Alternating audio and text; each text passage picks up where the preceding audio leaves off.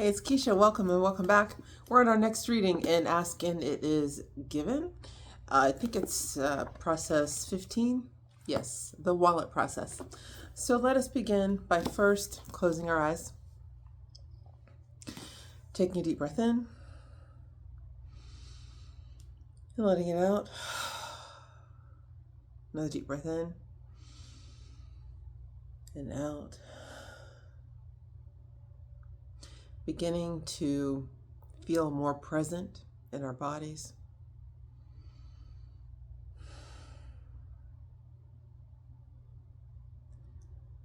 Releasing cares, concerns, worries outside of this moment.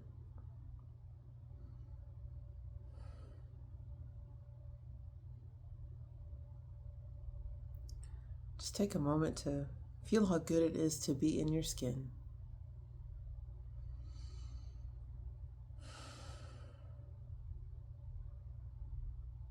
How good it feels to turn your attention back to yourself and be answering your needs. Getting ready to open our mind to new pieces of information.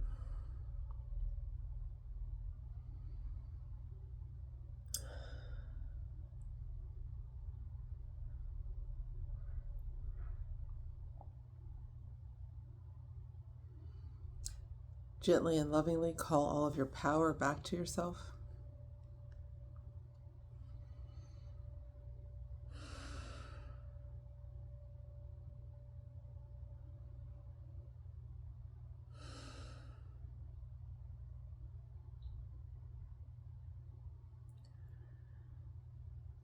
And if you feel like you're corded to anyone or anyone's attached to you, just release those cords back to source.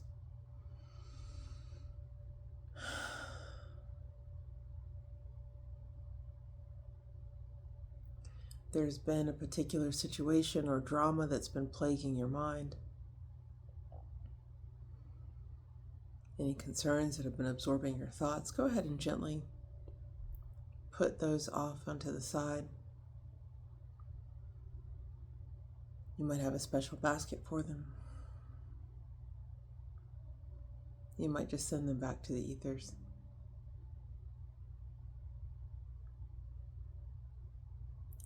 At any rate, we're picking them up on the in-breath and setting them outside of self on the out-breath.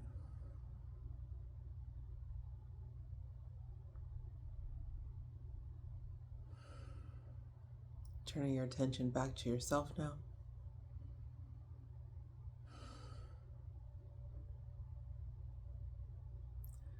Notice how you're whole and free.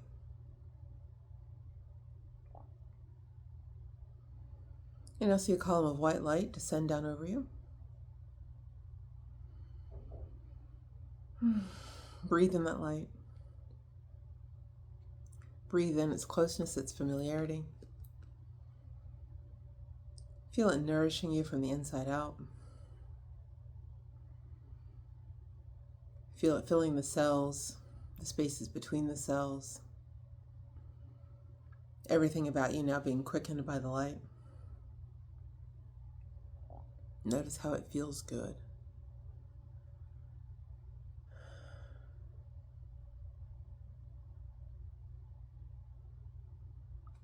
Now lift up higher and higher in that column.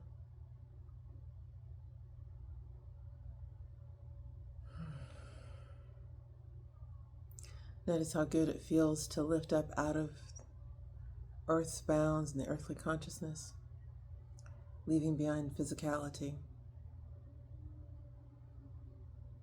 And breathing into that space where we are one with everything. Recognizing about us the space of pure potential.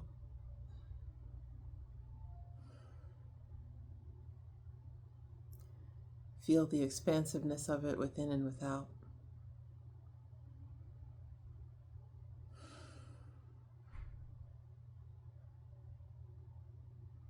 When you're ready, find your favorite spot in the grove.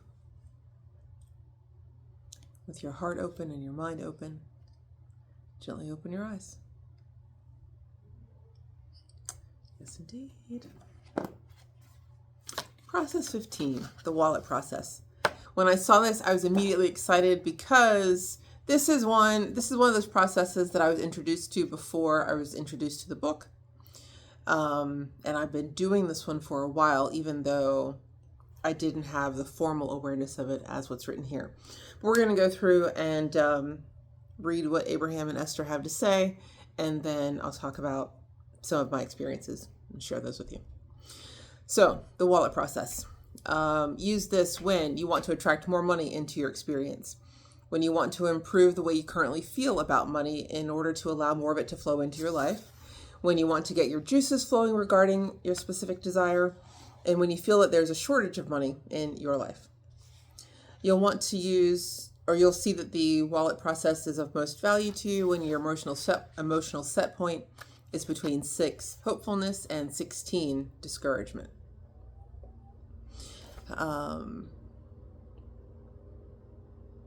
Perhaps there are no more practiced vibrations in your culture than those related to the subject of money. For many see it as the means through which a good deal of their physical well-being flows.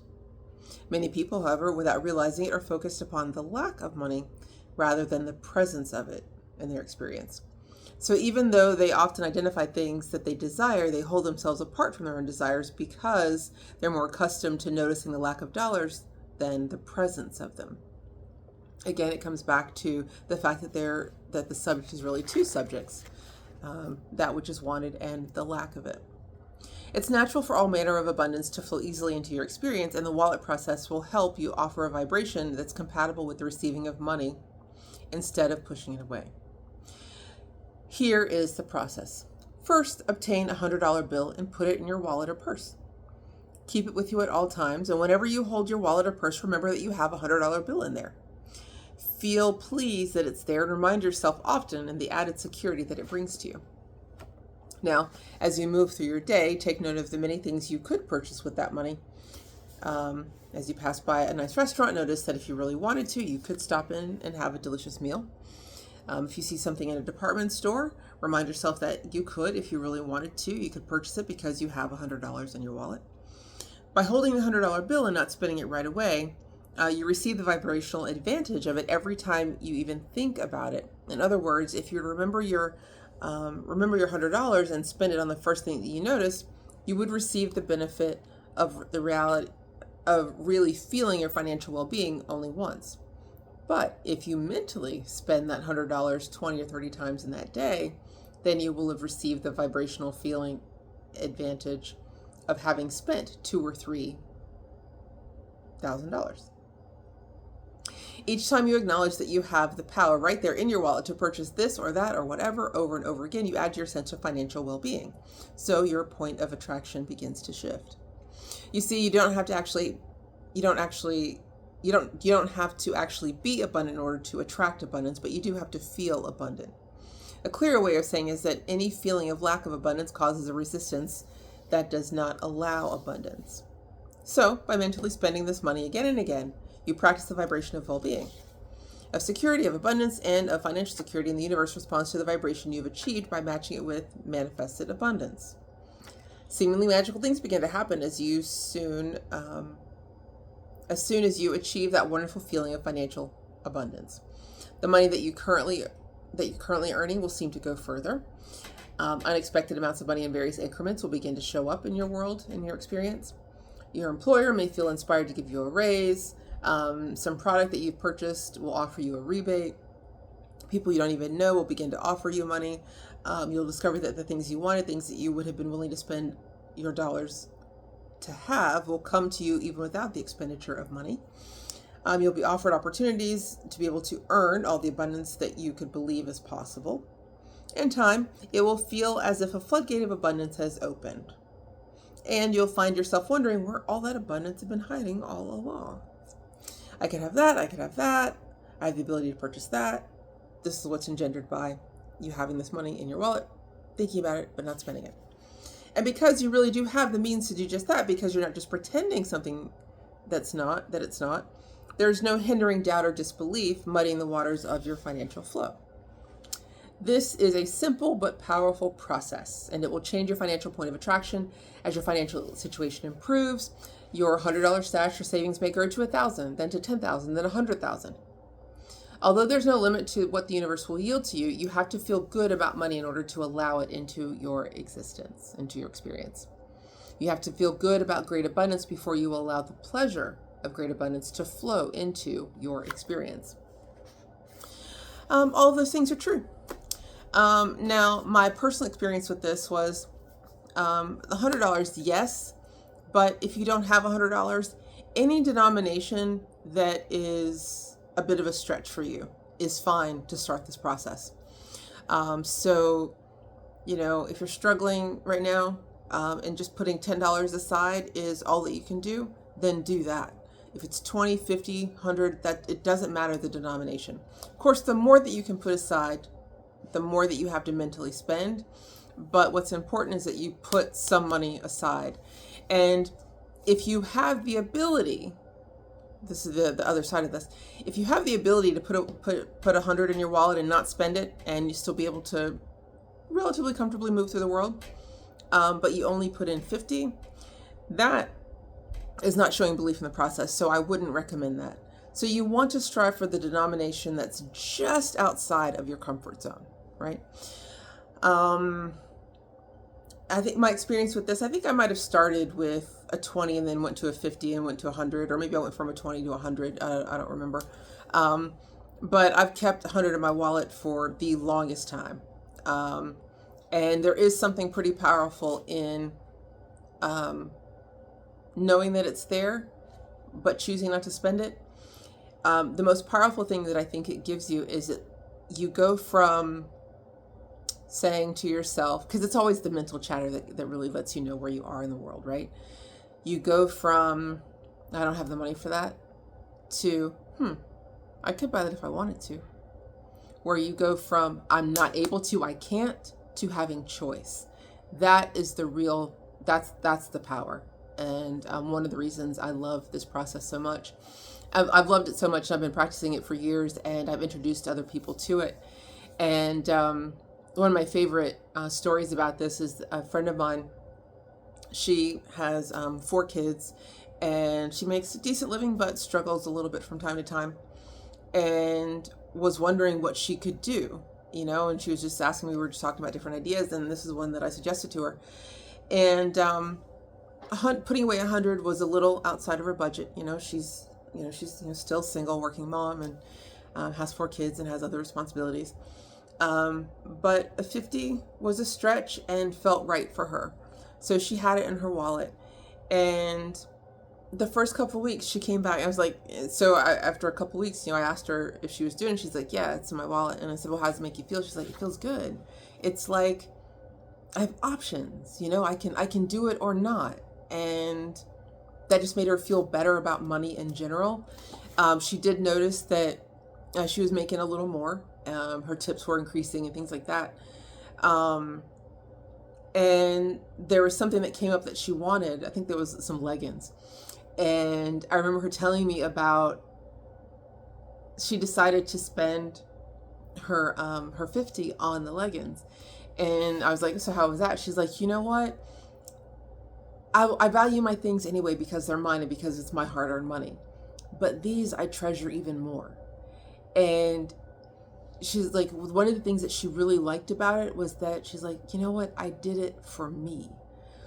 And I thought that was such a beautiful story to share, because all the time, like when she spends money, she's spending it for her kids more often than not, and not on herself, because that's so often the way that we do, right? And, it changed her mindset literally from I can't afford it and feeling down and struggling with money to, yeah, I could choose to do that. But the choice of spending the money on herself made her feel even better about it. And I think that's really where a process like this has the greatest benefit to help us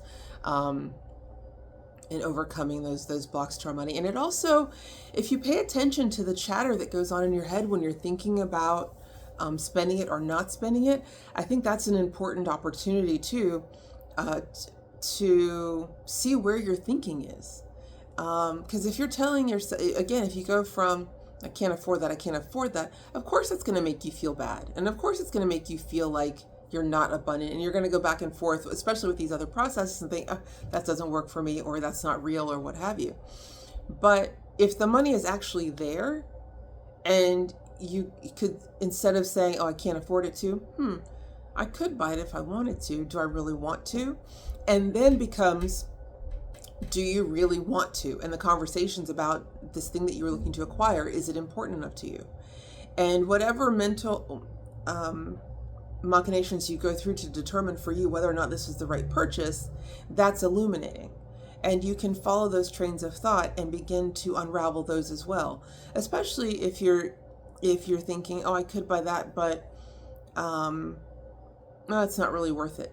Or you begin to find reasons not to buy something. That could be showing you that in the past, maybe you were engaging in a bit of retail therapy and just buying whatever just to soothe the thought of, well, let me just do this because it'll feel better in the moment. But if spending this treasured money that has this particular purpose stops you for a moment and has you think about what that purchase might be, it'll change your buying habits, right? And if you were struggling with money before, in part because you engaged in a lot of retail therapy, quote unquote, then another benefit of the process would be that you're not spending money frivolously, and you're spending it on things that you've made a conscious judgment about its value and it being worth it to you to acquire. So yeah, this is, again, one of my favorite processes. It's definitely one of the most powerful that I've engaged with, not just in the time that we've been reading the book, but in the last 20 years that I've been aware of it. And it encourages me to engage even more sincerely with it. I think the most I've carried in this, because I didn't stop at 100, I think 300 is what I would normally keep. Was it 3? Yeah, 300 is what I keep in my wallet at all times. And that's pretty big. I mean, that's a bill, right? Like there's a lot you can do with $300. And I have noticed the ways in which it's changed my interaction with, the things I might want to buy.